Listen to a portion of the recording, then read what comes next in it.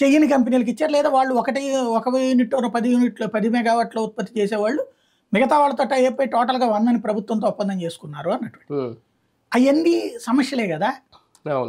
వాస్తవాలు ఎవరి ఆస్పెక్ట్లో వాళ్ళు చెప్తారు. కానీ మనకి దరిద్రం ఏంటంటే వివరంగా అర్థమయ్యేలా చెప్పగలిగినటువంటి మూడవ వ్యవస్థ లేదు, ప్రత్యామ్నాయ వ్యవస్థ.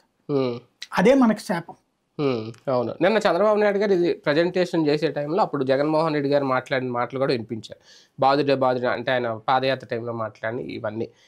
కానీ ఇప్పుడు బాబు గారు చెప్పాలనుకున్నది 1,29,500 కోట్లు నష్టం ఉంది దీనివల్ల. అయినా సరే వాళ్ళు ట్రూ అప్ ఛార్జీలు అది వేసి జనాలను అడ్డు విడిచారు.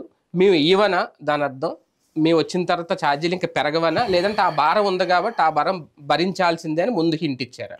అది ఏంటనేది ఆయనే చెప్పాలి రేపు పొద్దున. ఈ నెలలో బిల్లుల్లో అయితే నేను చూశాను 2-3 బిల్లులు 400 యూనిట్లు దాటినటువంటి వాళ్ళకి. అంటే ఇప్పుడు ఒక అతని బిల్లు 400 యూనిట్లు, ఇది నెలకి 400 నుంచి 500-550 యూనిట్ల దాకా కాలుతుంది. వాళ్ళకి సోలార్ పవర్ కూడా ఉంది. అంటే 400 ఇప్పుడు కొంచెం కామన్ అయిపోయింది చాలా వరకు. సోలార్ పవర్ కూడా, సోలార్ పవర్ ద్వారా ప్రభుత్వానికే వెళ్తాను. అవును.